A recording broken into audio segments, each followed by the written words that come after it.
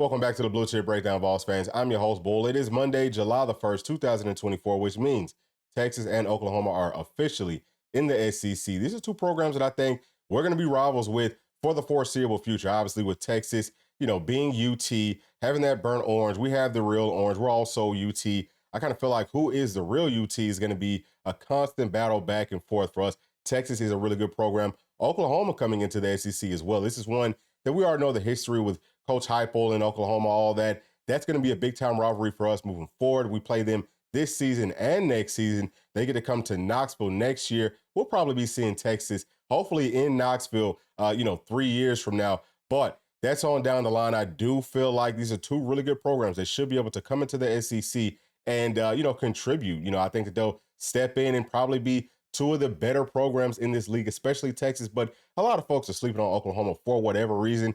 Really, if you look over the past, 5 to 6 years, Oklahoma has been the better program. Even if you go back like 10 years, Oklahoma is, or at least they have been the better program. So that's not one for us to sleep on, but should be a whole lot of fun. We're not really going to be covering too much of that in today's video, but they will be coming up, as we're kind of going through things. What I want to talk about today is Bud Elliott's blue chip ratio. It sounds like our Volunteers will be in that ratio starting in 2025. Now, for those of y'all that don't know what that ratio is, it's having 50% of your roster being 4- and 5-star players. And Bud Elliott did a great job of coming up with this. He did a whole lot of research, and he's saying that if you want to be a championship caliber team, like if you want to have a real shot to win the whole doggone thing, you need to have a roster of 50% of blue chip players or better.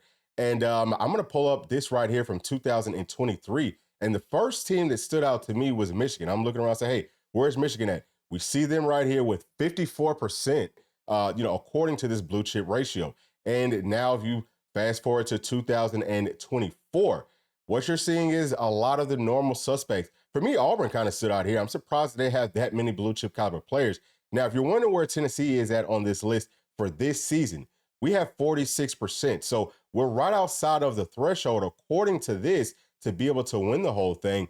But even Bud Elliott himself said, man, I think that they could do it just because of the way that they're kind of built. And he talked about Nico specifically. He kind of, went back to 2016 Clemson with Deshaun Watson. He said they could be this type of a team. Now, keep in mind that this has been true since 2014. No team has won the national title in college football if they had a roster of less than 50% blue chip caliber players, and that would include the 2016 Clemson team. But I think that if you look at a few things, and we'll be talking about that today, you can see why Tennessee really does have a true shot to win this whole thing. Now, as always, y'all, please make sure to like and subscribe to the channel. If you would like to donate, we would greatly, greatly appreciate that. You can do that by scanning the Cash App QR code in the top right-hand corner. All right, now there's several reasons that I feel like Tennessee will be the first program to break this blue chip ratio curse, if you want to call it that, of having less than 50% blue chip caliber players on your roster and winning the whole doggone thing. The first one is going to be because whenever you look at this, it's based off of what their ratings were coming out of high school. And that's a good, I would say like base. And even Bud Elliott kind of talks about some of this stuff. But how do those players fit into each program's individual scheme that they're going to be going to? That's going to make a huge difference because you might just be a 3-star, on a very foundational level. But once you get into a scheme, you might contribute a whole lot better. And it's not even just that. It's also the amount of talent that you have around you. It's several factors that goes into it. Will you play more like a 4- and 5-star if you are a 3-star? All those things I feel like will be taken into account as we're going through this. But the biggest factor for us is going to be Nico. He's the ultimate X factor. We already know 6'6" right now. He's probably about 230 pounds. So he's got the weight, he's got the frame and all that to be able to come out and ball. But that's what he is. He's a baller. He's a dog. He's a warrior. So my only question with Nico, honestly, would be how is he going to perform in the playoffs if we have to go to a cold setting, like if it's snowing? Because we see him out there when it's 98 degrees and, he's wearing sweatpants and all that type of stuff. He likes to be warm. He likes to be hot. So he plays better in those types of settings. Can he continue to ball when it's cold outside? I would have to speculate and say that I feel like he can because, again, he is a dog. He is a warrior. I don't think that those types of factors are going to affect him that much. But what we will need is some help around him. Now, as far as his help, it starts up front. Let's pull this up for everybody to see. This is our offensive line. Let's talk about protecting Nico, and not just protecting Nico, but creating those running lanes for our running backs, all that good stuff. what we see right here, starting off at the left tackle, Lance Hurd, he was a blue chip player coming out of high school. He was the number one offensive lineman coming out of high school. So that's huge, adding him. And then if you go over to left guard, the two players that I have projected to start at that position are both blue chip caliber players, okay? I believe it's going to be Sham Umarov, but even if it's Andre Carrick, and heck, even if you move all the way over to right guard, Jackson Lampley, he's a four-star coming out of high school as well. Cooper Mays, he was a four-star coming out of high school. And then if you go on back over to right guard, Javonte Spraggins, who I'm hoping is going to be the starter as long as he's healthy, he will be. He was a three-star, so he would probably be the only player that's going to be starting on this offensive line that is not blue chip caliber, but he is one of those fifth-year seniors. He's a super senior, and you would have to anticipate that his fifth year playing college ball, that he is going to perform more like a 4- or 5-star blue chip caliber player. Same thing could be said about Cooper Mays. Same thing could also be said about John Campbell, who was also a blue chip player coming out of high school. So our offensive line looks really good. Dane Davis as that swing guy. He's one that, I don't know if he had any rating coming out of high school. I think that he was more of a walk-on, but even still, he plays really, really well. And then Larry Johnson III, he's been coming along. He's been looking really good. So we've got a good offensive line, y'all. I mean, we've got the blue chip players where it counts at the most to protect for Nico and also to create those running lanes for our running backs. That's a huge part of this offense. I could kind of talk about tight ends, but I won't do it in today's video. Now, let's talk about the defensive line because I feel like this is the deepest position group on this entire team. And we all know in the SEC, it's going to be so important to get that pressure on the quarterback, but also to be able to stop the run. And if you look at the way that the offense is set up, we're hoping and expecting that we'll be closer to like 2022, where we're scoring a whole bunch of points. We're talking 40 plus. So if we get out ahead early, expect for the opposing teams to start trying to fight back, and they're going to have to pass a lot. In the obvious passing situations, we get into that Rabbits package. I don't think there's anything that anyone in this entire country can do to stop our front. But let's start off with James Pierce Jr., shall we? Right here at the Leo position, 6'5", 245 pounds. He had 9.5 sacks last season. And for those of y'all that are winning, we had 41 sacks last year. 32 came from the front, and we're returning 24.5 sacks, from that unit. So I do think that we will be able to surpass those numbers. And I think that James Pierce will get more sacks than 9.5. I feel like he's going to be reaching double digits this season. Some of y'all might say, well, is that really possible with all the hype and buzz that he's been getting? Teams are going to try to dedicate some more bodies and help to him. But what's going to happen whenever they do that is, if you look over at the strong side defensive end position, I have Tyree Weathersby as a starter right here. It's 6'5", 260 pounds. He could be even bigger than that at this point. It might be closer to about 270 pounds. But if you look back at a guy like Tyler Barron, who I believe had 5.5, maybe 6.5 sacks last season, I'm going to just go out on a limb right here and say that Tyree Weathersby could get more than that. If not, he's at least going to match it, all depending on how much we're rotating guys. And because we're so deep, we'll probably rotate very frequently. But the good thing is, won't be a big drop-off from any of these players. Sticking with the strong side DN, we also have Jason Jenkins, 6'6", 280 pounds. He didn't have any sacks last year, but his teammates, especially James Pierce, Coach Garner, everyone is raving about him.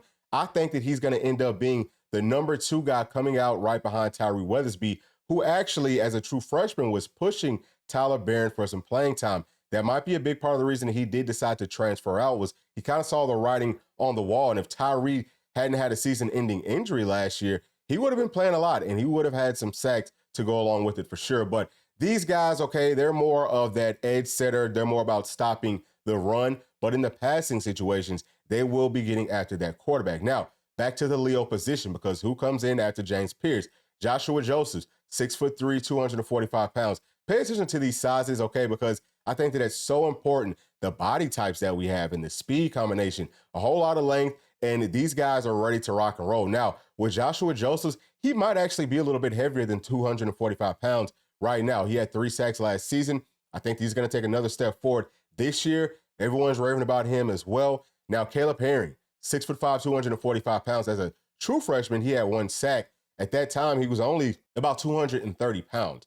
But now he is up to 245 pounds, 250 pounds. He's in that ballpark. He's in that range, and he's worked very hard to get his body right. So he's going to be another one that I'm expecting to come up off of that bench, or however you want to say it, get into the rotation, get into the mix, and it's not a big drop-off. Then we've got Jordan Ross coming in as a true freshman, 6'5", 245 pounds. He and I have been raving about him since last year. Feel like he's got the highest upside, the highest ceiling, maybe out of any player here, outside of probably Emmanuel Okoye. We'll get to him here in just a second. But with Jordan Ross, looks a lot like James Pierce, okay? He's just a little bit bigger. I think he's a little bit more explosive.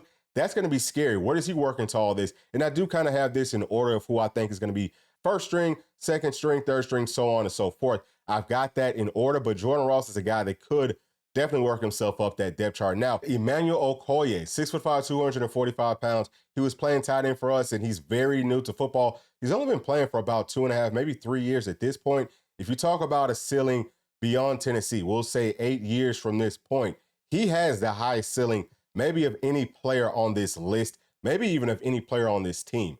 Extreme length, same thing kind of like with all these players. They all have very long arms. They're all very, very long, but he's got a crazy burst. He's got a crazy get off, and he's insanely strong. How far is he going to come along, from, I would say, like last spring to this point, and then throughout the season? He's going to be a guy, as he gets more comfortable playing football, playing at this position, he's going to be a huge problem. He's going to be a sack machine. So we're already seeing it, with just these Leos, okay? Leos and some of the strong side DNs that we just talked about. Going to be very, very difficult to block all these players. And then we've got Shandavian Bradley, who's 6'5", 221 pounds. He was another blue chip player coming out of high school, but he just has to gain that weight. I think it sounds like anyway that he has to put a little bit more work into it, focus, lock in just a little bit more. So that's my challenge to him personally. But he could also turn into something very special for us. We'll see. Who knows what's happened, from spring to this point in the season, heading into fall camp, which we're only, we're less than a month away from that. It starts at the end of this month. So Leo position, we're loaded, guys. We are jam-packed loaded. Several blue chip players in this one. I think that the only one that might not be blue chip was probably Emmanuel Okoye, and he might have even been coming from whatever that NFL Europe deal. Now, back to the strong side DNs. Tyree Weathersby was also a blue chip player. He was a 4-star coming out of high school. Jason Jenkins, I don't remember if he was a blue chip player or not. Tyree West, I don't think that he was either. But Tyree West, he had 2 sacks last season. I believe both of those might have been versus Iowa. He looked really good towards the end of the year. Look at his size right here, 6'3", 290 pounds. For the strong side DNs, like we touched on, they're more of that edge setter, more of the run stopper, but he can also get after the passer. He's shown that. So that's just another body. Dominic Bailey, 6'3", 280 pounds. He had half of a sack last season. Expect for that number to definitely be going up for him. I can say the same thing about Tyree Weathersby. And then Kellen Lindstrom, he was a blue chip player coming out of high school, 6'5", 240 pounds. I think that he can come in as a true freshman, and he can give us something. He might be able to give us a lot. Who knows? But he's coming in already with a really good frame, really good size. He's very explosive, long arms. He's strong. I love his game. So, again, y'all, on both end positions, very strong. Now, what kind of brings it all together is going to be the defensive tackle position. We all know about Big O, Omari Thomas, 6'4", 320 pounds. He had 1 sack last season. He's not much of a pass rusher, but he does push that pocket back. Now, we're talking about getting after the passer even better with just our front 4 coming off of the edges. Hey, that quarterback's going to have to step up. And if we have the guys in the middle that can push it back, it's going to be a nightmare, especially in obvious passing situations where Big O may not be out there. We may go to that Rabbits package, and he might just come off of the field. But expect for him as a super senior to have a really, really good year. Bryson Eason is one at 6'3", 300 pounds, had 1.5 sacks last season. Everyone keeps on raving about him. They're saying, hey, he might be our most explosive defensive tackle body. Another one of those guys that's older. I am expecting for him to have another breakout year for us. Now, he can be out there whenever we are in that Rabbits package, but he can also stop the run. So that's a whole lot of versatility with the guy that had, got that quick twitch motor to him, but at the same time, he's strong enough at the point of contact to be able to take on those double teams. And if you don't double him, he can get through those gaps and he can wreck that run and play in the backfield. I love his game. Now we've got Omar Norman Lott at 6'3", 300 pounds. He had 5.5 sacks from defensive tackle last year. Extremely versatile. He can play strong side DN as well. Or, he could just stay in there and play at the, prototype defensive tackle that gets after the quarterback. Love his game. Again, super senior, expecting for him to have a huge season. Elijah Simmons, 6'2", 340. This is a guy that, some of his teammates are talking about, man, he's front squatting 500 plus pounds for reps like it's nothing. So strong. He's kind of like the big old Bryson Easton and Omar Norman Lott are more similar bodies there, but more of a run stopper. He did have half a sack last year. I'm expecting for that number to go up for him too. David Hobbs, 6'4", 290 pounds. No sacks for him last year as a true freshman, but he can also play strong side DN. Very, very versatile. A whole lot of twitch to his game. I'm definitely expecting for him to get some sacks this year. Then we've got Jackson Moy, okay? Coming from Stanford, I believe that he might have had 2 sacks back there with them. 6'2", 300 pounds. He's shown in some one-on-one drills that he's got that twitch, he's got those moves, and he can make you pay. Do not try to block him with just one man, especially in passing situations. Now on to Nathan Robinson, 6'6", 300 pounds now. He was a true freshman last year, did not get to see the field. He's going to be a redshirt freshman this season. I definitely want to see him out there. He looked great. I mean, he looked really good in our orange and white game, collapsing the pocket, just like Big O and some of these other players, getting that pushback. He does it. He's very long. He's going to be able to get his hands up on third down when it's maybe like a 3-step drop. He's going to be able to get those big, long arms up and bat the football down. That's also huge. Then we've also got Tim Ammett, who's 6'4", 350 pounds. I believe he's a walk-on body. Then we've also got Joshua Helston, 6'4", 281 pounds. He's also a walk-on body. But they will get rotated in at some point, and they're going to play with that high motor. If you look at the caliber of blue chip players around them, the guys that we know will be performing at a really, really high level, you have to love what we have just on this front alone. And this is not even talking about the tight ends or the wide receivers. That running back room is really deep. Sounds like Cam Seldon might be back for that Oklahoma game. There's a whole lot to love. I also feel like the linebackers take a huge leap forward this season. And the secondary looks a lot more athletic. I have a couple of concerns about safety. But at cornerback, at the star position, I have no questions there. I also feel like special teams, something that we haven't talked about in a while. I think that we're going to do great there. Jackson Ross is a guy that, does a great job punting. But also for the guys like Boo Carter coming in, we got Bishop coming in. There's some guys that can return, okay? Cam Seldon also, he was a guy who returned kickoffs for us last season. We got guys who can hit the home run in all 3 phases of this game. So if you want to talk about a team that really does have a great chance, a great opportunity to break this blue chip ratio curse, whatever, it's going to be our Volunteers. We're just built right. The blue chip caliber players are in the right spots. They're in the front 7 for the most part. And, if Nico is who we are expecting for him to be, there's absolutely no reason, even if a game is close, that we're not trusting him to go out and ball and win the game for us over some of these other guys like a Carson Beck or, some of these other guys, right? Like, I think that Nico is much more of a baller. We're already asking him to do a lot more than some of these other quarterbacks are going to be asked to do. So in those types of situations, I give our Volunteers that edge. But I want to know y'all's thoughts down in the comment section. And as always, please make sure to like, subscribe, hit that notification bell, share with your friends, family, and other Volunteer fans. We'll see y'all in the next one. Thanks. Peace.